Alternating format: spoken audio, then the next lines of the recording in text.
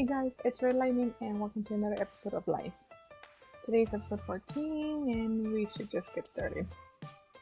Okay, sorry, a little slow. Here we go. Today's song of the week is Me Without You by Toby Mac. Sorry, having weird flashbacks because I just remembered this song during my church. Okay, the first single from the Christian hip hop rock pop musician Toby Mac's fifth album, Eye on It, examines the importance of God in one life.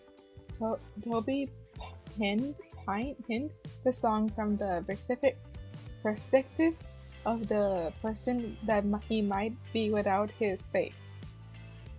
I'll be packing my bag when I need to stay.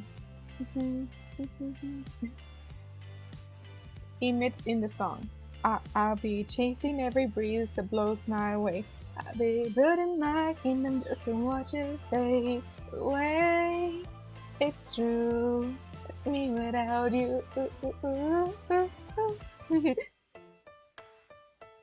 Toby confessed he be in a predicament without God in his life. I'll be a mess, he says. I'll be insecure, self-indulgent, and probably doing all the wrong things. I'll be packing my bags if I need to stay. I'll be chasing every breeze that blows my way. I'll be building my kingdom just to watch it fade away. It's true, it's me without you. I don't know how to sing it, I forgot how. Okay, but anyways, now let's move on to the verse of the week. Today's verse is Psalms 23:3.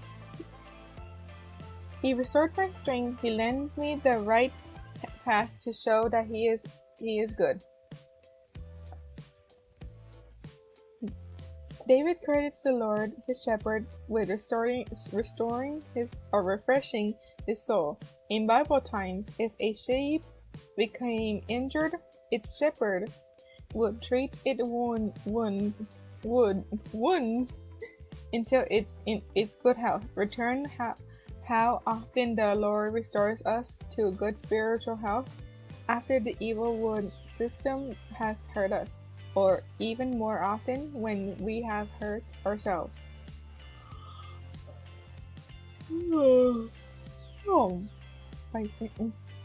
By failing to follow him closely. When Peter relied on self-confidence to keep him faithful to the Lord, he failed miserably, but the Lord, Good Shepherd, graciously restored him to a spiritual health. John 21:15-19. Sheep were accustomed to following their shepherd in well-worn path, but occasionally a sheep would stray from the safe path and become lost. Then the shepherd would leave the rest of the sheep in the custody of helpers and go searching for the lost sheep. Jesus, the Good Shepherd, John 10:11-14, leads us to path of righteousness, but we may wander from the chosen path. Then Jesus searches until he finds us and restores us. In Luke 15:3-5, Jesus told a parable about a shepherd who had 100 sheep, but one went astray. He searched for it until he found it. Then he laid it on his shoulder and brought it home and summoned his friends and neighbors to celebrate its recovery with him. Sorry, this is the searching for sheep lost. I think that reminds me of another song.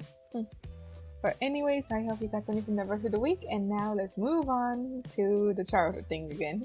Childhood weekend. This week it's once again VeggieTales. Sorry if you're sick of VeggieTales. I just couldn't find a lot of information about old shows I used to watch. For example, God Rocks. I tried looking up information about one of my favorite episodes, and I had to do it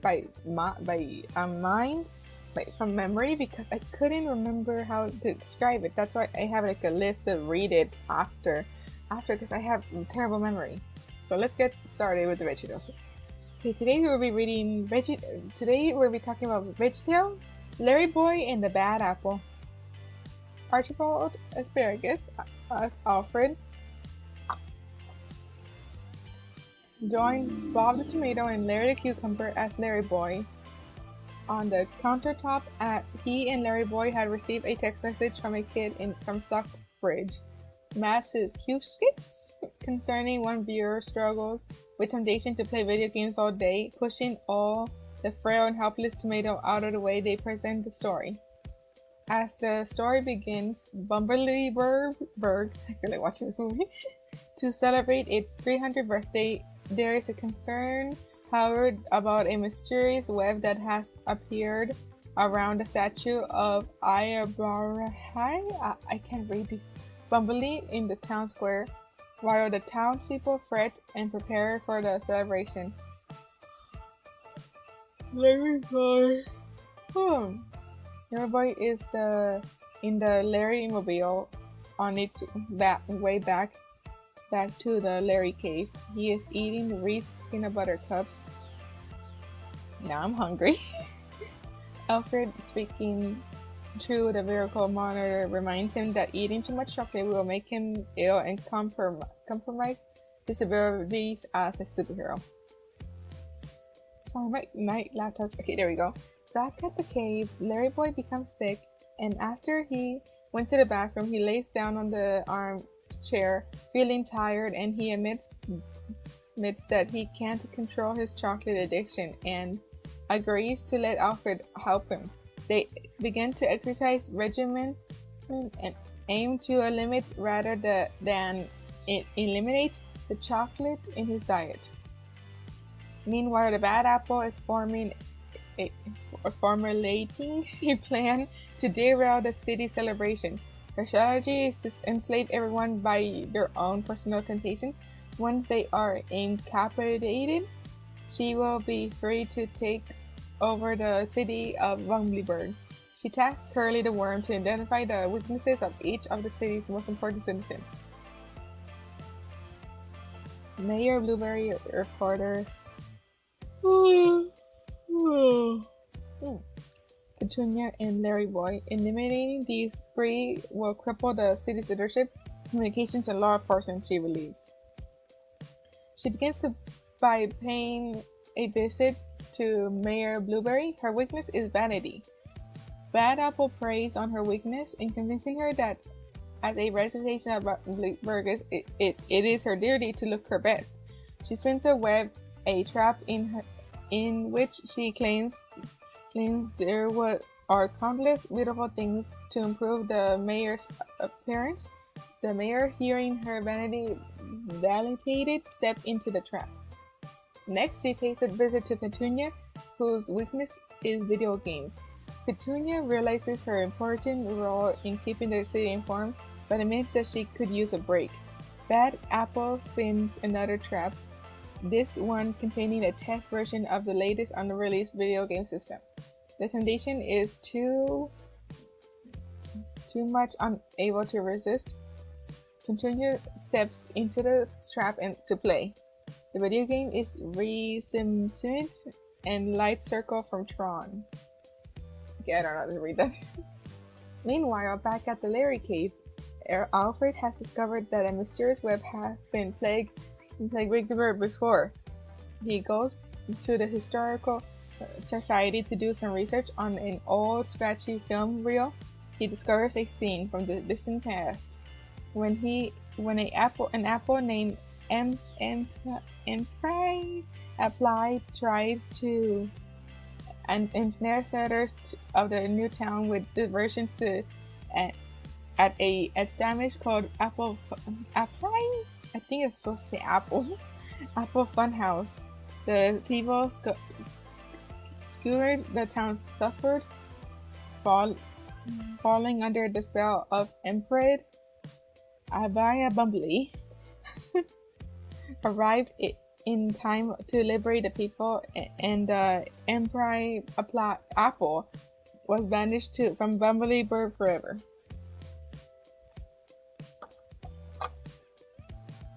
The Bad Apple pays a visit to Larry Boy in the Larry cave, and having learned of his weakness for chocolate, uses it to gain entrance to the Larry cave.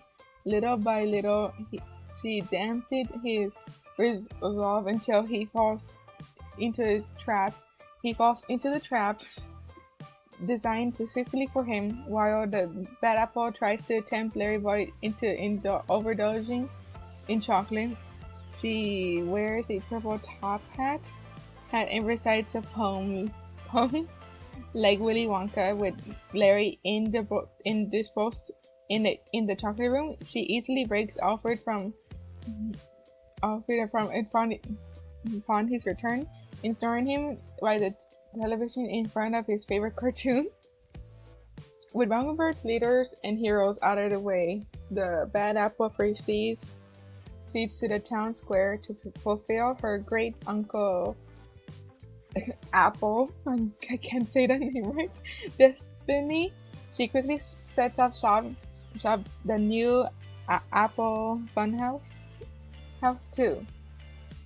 She and her sidekick Curly the Worm begin to luring the helpless citizens into the funhouse.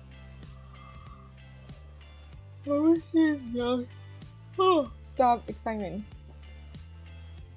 At the Larry cave, Alfred and Larry Boy realize that they need to eat each other to help to fight temptations. Working together, they dissolve the webs of their traps, which proved to be substitution to a sports drink. Freed at last, they quickly set about rescuing Mayor Blueberry and Petunia. Then they all rush to the town square, joining forces to fight temptation together. After having Curly arrested, Larry Boy goes to battle against the bad apple. The funhouse topples nearly crushing a mother and her baby, but Larry Boy saves them, flinging the dollhouse along with the bad apple out of the square of the Bumblebird. After the whole ordeal, everyone celebrates as the celebration is shown being played on a video screen, and a metal spider-like leg reaches out to turn off the video screen off. As usual, the lessons learned are reviewed on the countertop.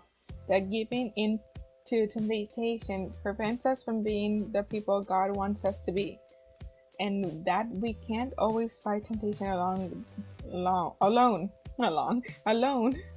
The verse comes from Matthew 26:41, and Bob feeling. Actually, let me pause this. Let me pause this really quick and look for what the verse is. Okay, good news. I found the verse and there's a hair. Okay, there we go. Now let's read the verse. Okay, the verse is, keep alert and pray, otherwise temptation will overpower you, and for though the spirit is willing enough, the body is weak. Matthew 26:41. Okay, now I read the verse. Now let's back. And Bob, feeling left out, makes an unexpected appearance as Red Wonder, or Bobbin, but he was leaning forward with Wonder. He tried to show the game with his theme song, which turns out to be the What We Have Learned song. After saying they say goodbye, Larry Boy shows Bob how to do a theme song. The band named Trucks, that's their name because they're corn, comes out and plays a song called Rock On Larry Boy. And that is all. I hope you got something out of this Bible lesson in VeggieTales and the song, and yes, that's it. If you enjoyed this video, I was gonna say some words that you're gonna be reading in 3, 2, 1.